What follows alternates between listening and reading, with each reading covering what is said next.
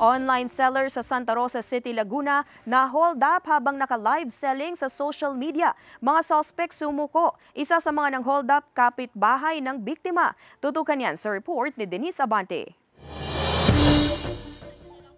Nagla-live selling ng kanyang mga panindang bag ang 52 anyos na online seller na si Agnes pasado 1:00 ng hapon Martes noong nakaraang linggo sa kanilang inuupahang bahay sa Santa Rosa City, Laguna. Makikita sa video na habang nagbebenta si Agnes ng kanyang paninda, bigla siyang napalingon sa kanyang gilid at napatigil sa pagtitinda. May nakapasok na pala na isang lalaking nakasuot ng helmet at nakatakip ang mukha.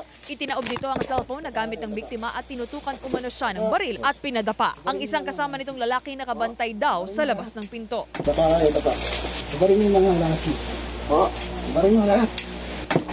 Ibarin mo, please. Yung gulat po, yung gulat ba? Nakita ko po na may baril siya. So kaya po, dumapa na kami. Hinihingi niya po yung pera sa amin, which is wala naman po talaga kaming pera hanggang sa, ang kinukuha na lang po nilang pilit is yung alahas ko. Mabilis daw na umalis ang mga suspect matapos ang pang-hold up. Nasa 7 alahas ang nakuha kay Agnes at sa kanyang asawa, kasama na rin ang cellphone na gamit niya sa paglalay. Aabot daw sa mahigit 100,000 piso ang halaga ng mga ito. Sa tulong ng CCTV, agad nakilala ang isa sa mga suspect. Sumuko na sa himpilan ng pulisya ang mga suspect. Sa investigasyon ng pulisya, napag-alaman na kapitbahay lang ng mga biktima ang isa sa mga suspect. Ito kasi nag-surrender kasi suspect sa atin. May nakatira lamang doon sa kapitbahay ng ating biktima. So lagi niya nakakwentuhan yung tatay ng biktima na accordingly nagkukwento yung tatay na 3 million daw sa kwarto nakatago. Yun ang pinag-interesan actually. Base din sa conversation sa chat ng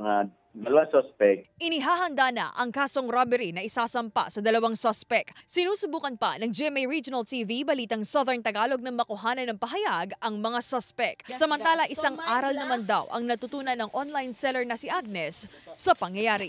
Ngayon, wala na talagang walk-in, wala na po talagang puro meet up na lang kung pwedeng meet up or puro ka-delivery. Paalala naman ng pulisya sa publiko, 45 po yung security, personal security po natin. Huwag po tayong magbigay ng idea sa taong nasa paligid natin para maging target po tayo ng isang krimen. Sa mga gumagawa naman ng krimen, huwag na po niyong susubukan pang gumawa ng krimen. At sa haba po ng kamay ng batas, sigurado pong kayo ay po'y matutuntun. Denise Abante, Balitang Southern Tagalog.